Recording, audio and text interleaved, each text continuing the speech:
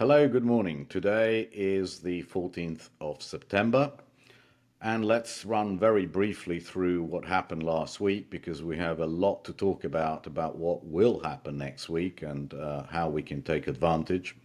So this week we had PPI and CPI numbers, which were, if anything, slightly hotter than expected by the market, which the Fed shouldn't like. But on the other hand, with oil prices down about 7% on the month, the market just looks straight through it because next month's CPI and PPI could well be lower or take care of the excess that we had this month. The Atlanta Fed GDP nowcast went to 2.5 from 2.1, so really we continue not to see any kind of bearishness, outright bearishness from those numbers. The economy is fine, the unemployment rate is stable as weekly claims keep on being within 1,000 of expectations, so really nothing to see there. And all the auctions went reasonably well. The last one, the 30s, was probably the worst, but that is to be expected. But otherwise, no big news there.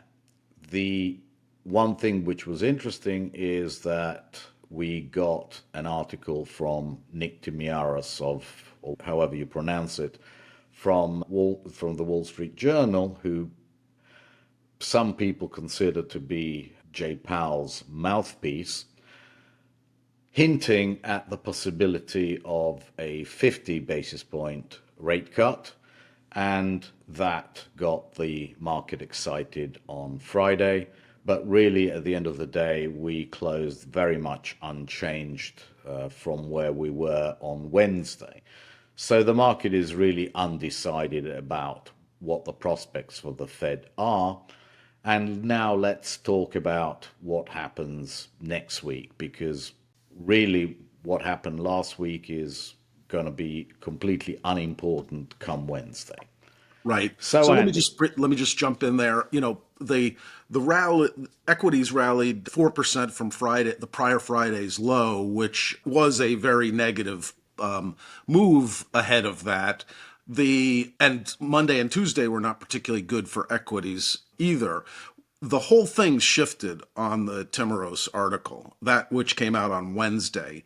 And from then on, it's been nothing but a bull move in equities and strength in short-term interest rates to a point where prior to Timoros's article, there was a 15% chance priced in of 50 basis points cuts at next week's FOMC.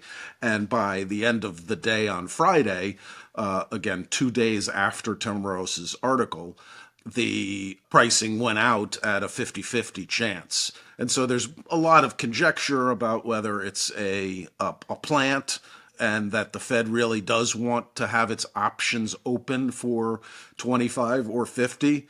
But prior to that article, equity markets were struggling.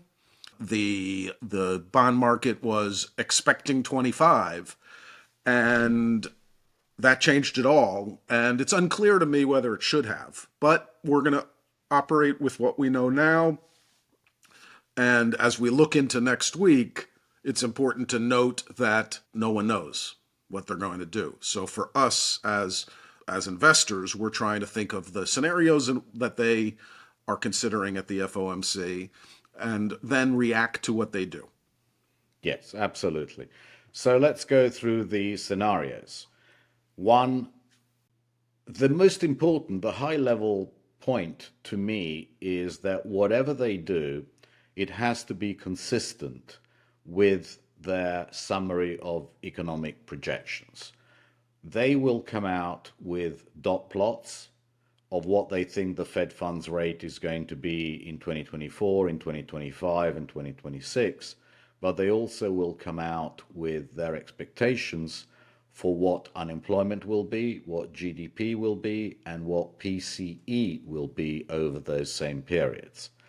What to me has to happen is that whatever they do and however they move the dot plots, it has to be consistent with the summary of economic projections. What I'm trying to say by that is the following.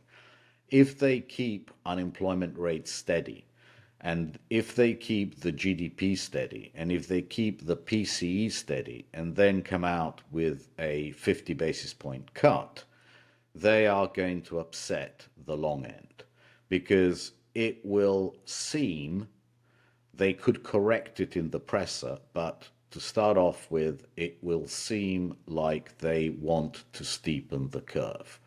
Steepening the curve is never really good for equities in the short term. It's never good for long bonds in the short term. It's very good for short term rates.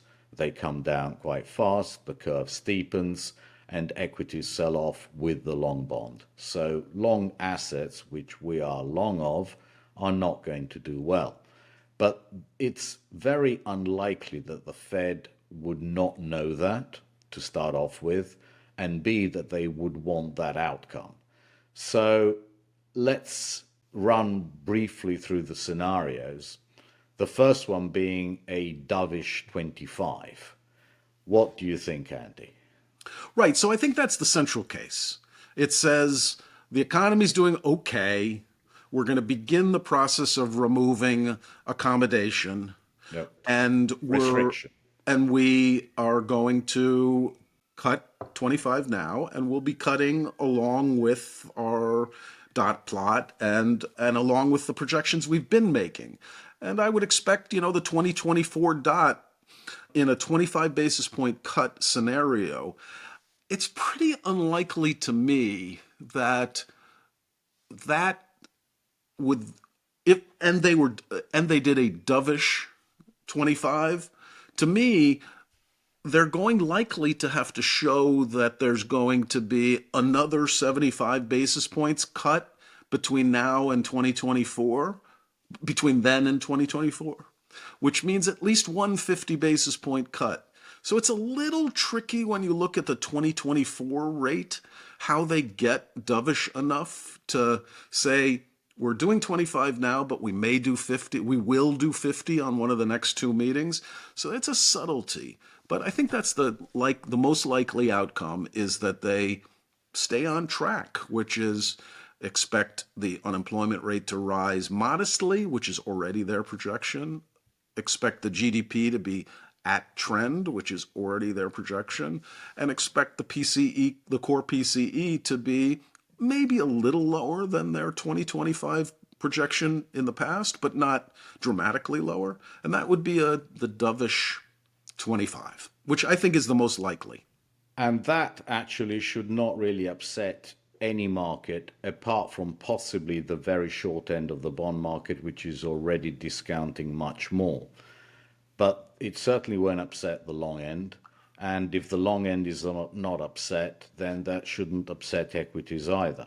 Would you Yeah, I agree mean, I with think that? it's clear that we'll paint four scenarios, but it's pretty clear that the short end of the bond market has very little chance of not being upset.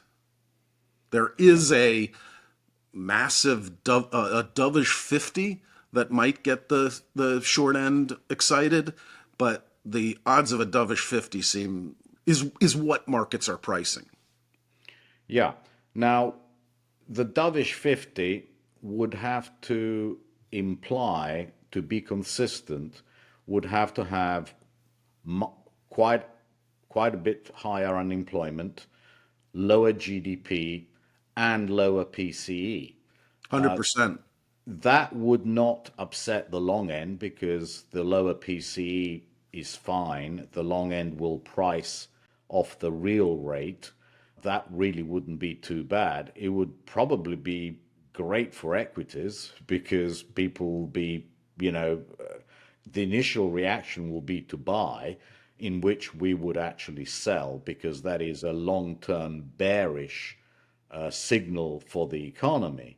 But the first reaction will probably be to go up 1% and then see what happens, kind of thing. There are so many scenarios here, and we will produce a table which we will post as an update before the Wednesday FOMC. So, which will have our projected short and long term reactions by various asset classes to whatever they do. The problem here is that it's very easy for them to be inconsistent with whatever they have done, with whatever they've shown in the dot plots, and the summary of economic projections. So they could easily upset the short end, the long end, and or equities. There are so many permutations here that we can discuss them till we are blue in the face, until we've seen exactly what they've done and what they've said and why they've said it. We can't really make any decisions, and therefore to start buying or selling anything before we have seen the details and the presser would be just silly.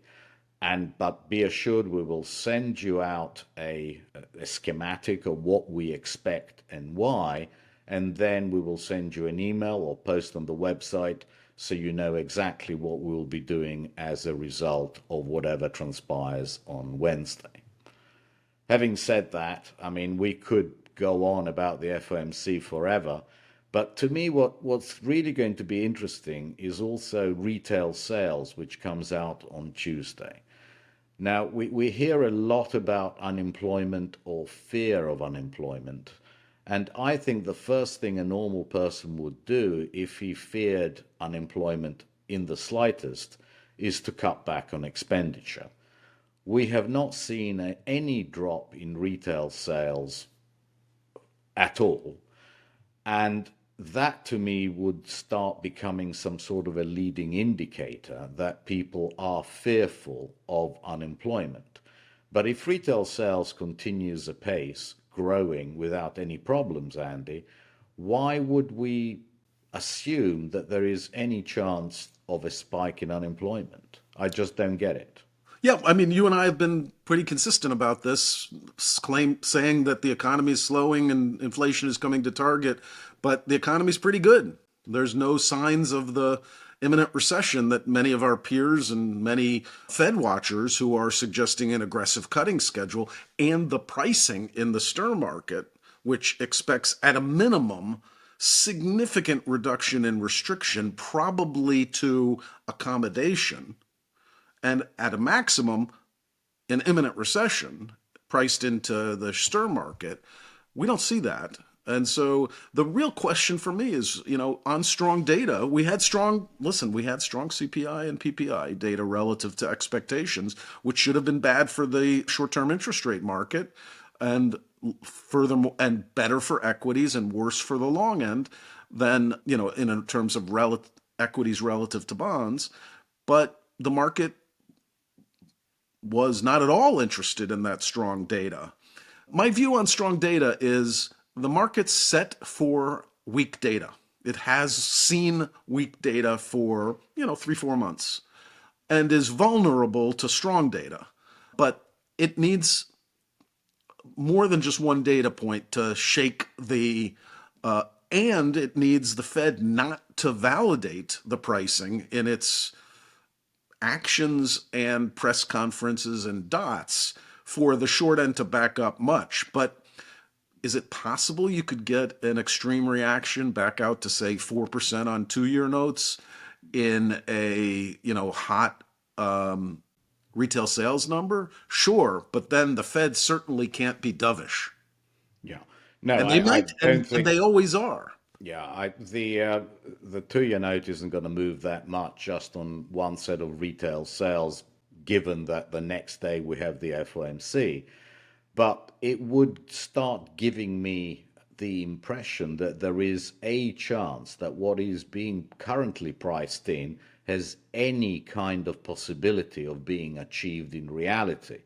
I just can't see how strong retail sales, no drop in weekly claims, and 2.5% real GDP, and we have a recession. I just can't, I can't triangulate all those together.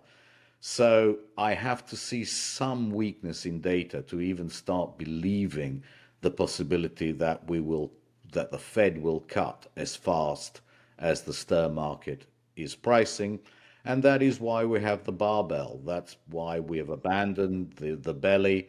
We are in the very, very short end, hoping to get more interest payments at the very short end as the Fed cuts less aggressively. And we are at the long end because we need duration. And we think that over the course of time, all the people who are now in money markets and harvesting that 535, as the Fed brings down rates, they will extend duration.